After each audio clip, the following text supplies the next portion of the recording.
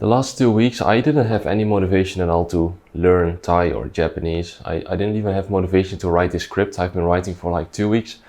And I don't have motivation right now to film this, but here I am. Even though last week when I had my weekly conversation with my teacher on Wednesday, when that ended, I felt so motivated. Like, to say what is an addiction is maybe weird, but I genuinely wanted to continue that conversation when it ended. Why does it seem that when you're learning a language, you're always running out of motivation, at some point at least? The obvious answer is that at first, you're really interested in the language and the brain craves novelty, so you're really motivated to learn. But then as time passes, motivation fades away as the novelty fades away, and that's why you hear this common advice that you shouldn't rely on motivation and instead you should form habits and then try to build discipline.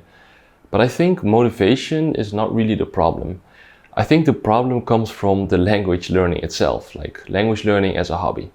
Let me explain. So speaking of hobbies, this is one of my hobbies, ice skating. I love it so much. It's winter now, and when the ice rink opened up in my city, I went there like 3 times in a row and I ended up hurting my foot, so I couldn't continue. Otherwise I would have gone for like, I don't know, 7 days straight. Riding my motorcycle, also a hobby that I enjoy so much, but I can't do it in the winter because it's too cold. But when it's summer, I like to go out every day and just ride. So a hobby like ice skating or riding my motorcycle is different from language learning. Because when I'm riding my bike or when I'm on the ice, I don't need motivation. I don't need motivation to do anything. I'm doing it, the hobby itself, and that just is fun. So I want to continue doing it. The fun comes from doing the thing that I'm doing, right? It's intrinsic motivation. But there's another type of motivation that applies to learning a language, which is extrinsic motivation. For a hobby like language learning, there is a goal, and you get the motivation because you want to reach that goal, and therefore you need something else, right, to learn this language. That's where the motivation comes from. To give you another example, a colleague of mine was actually interested in riding a motorcycle. So I told him, hey, if you want, then you can ride on my bike. And he tried it out and he really loved it. So now he is motivated to get his license. But I like to define it as a means to an end. There's a means to an end. And language learning is always a means to an end because you need the language for something else. Now, there are people who genuinely enjoy learning the language, like, you know, just learning about the language, just learning grammar and that kind of stuff. And I was like that as well. I mean, I still do enjoy learning about another language because it's just intrinsic how it works. But for everyone else, learning the language is a means to an end because the language is always used in some kind of context. Even right now, as I'm using English to convey this information. Now, the problem is, what I often see is that people often need the language for something else. Like, I want to watch this series, so I need this language. Or I want to be able to read this, I need to learn the language. Or I want to be able to speak with this person who only speaks this language, so I have to learn this language. The problem is, though, that whatever you need the language for, 99% of the time you always need to be like an intermediate or a native speaker before you, well, not a native speaker, but really fluent in the language before you can actually use it. Because of the way that language works, it will really take a lot of time before you are able to understand like native speech. There's actually this really interesting phenomenon where if you take a text or a sentence, for example, usually you can understand like 80% of the sentence, but then 20% is what you don't understand. However, because of the way how language works, usually it's this 20% that contains most of the meaning. And these 20% are also the words that are less common. So that's why it takes a lot of time before you're able to understand like native material. So ask yourself, is it worth for you to spend all this time on the language? And do you really want to learn that language? Or do you simply just want something else? Because then maybe it's not worth it. So to summarize, you can't really rely on intrinsic motivation because language learning is just boring sometimes. However, extrinsic motivation, if you have a goal, then it will take you so much time that you might have to ask yourself, is it even worth spending all this time? So what is the solution? You see, there's one more problem that lies at the foundation of language learning. And I think that is the fact that we even have to mention this thing called motivation when we speak of languages. What I mean is, like, I don't think I ever struggled with motivation when I was learning my native language, like Dutch. I mean, I wasn't even aware that I was learning at all, probably because I was a baby, of course. So, you know, I acknowledge the fact that as a baby, we don't care about how much time it takes or why we need to learn the language. We don't even have a reason to learn. We're a baby, we're not thinking about those things.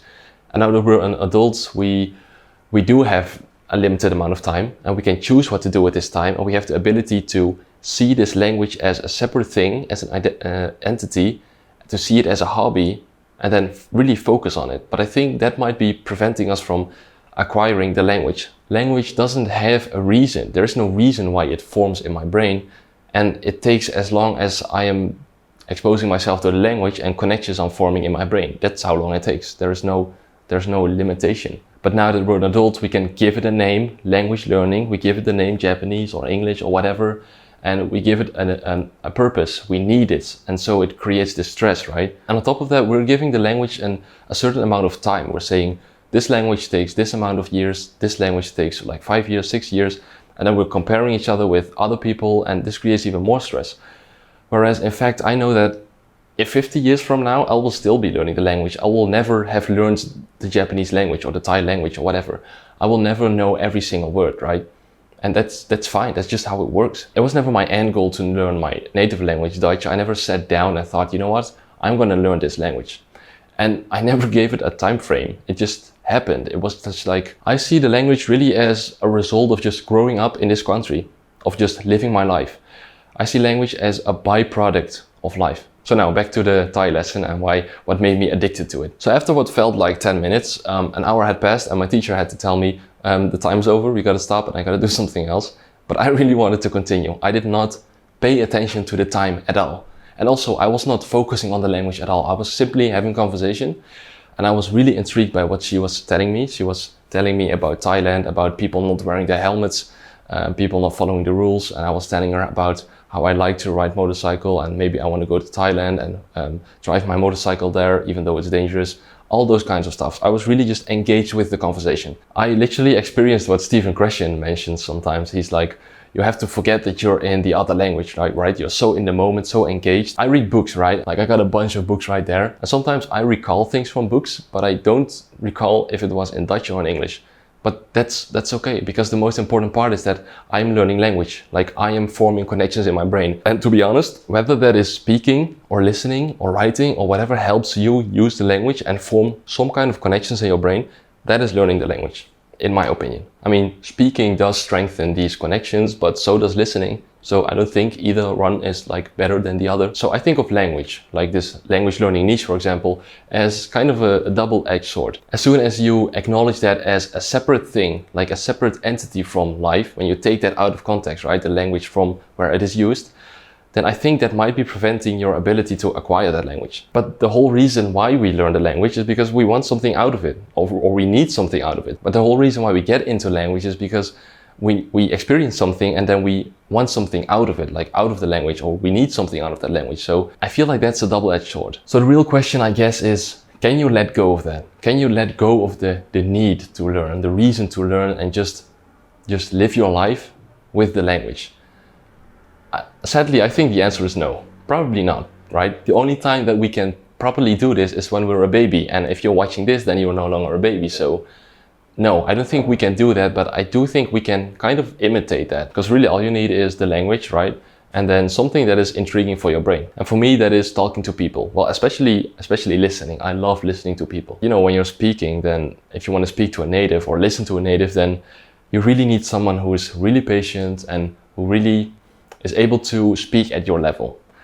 And that requires effort and time. And yeah, you know, just imagine if you had a friend whose only language that he could speak is the target language that you need. That would be perfect. Like if he was your actual friend and you could spend a lot of time with him. So recently I've been looking for like people that I can meet up with, or people that I can just start a call with online, and then I can speak my language or English even, and then I'll have them talk Japanese or Thai to me.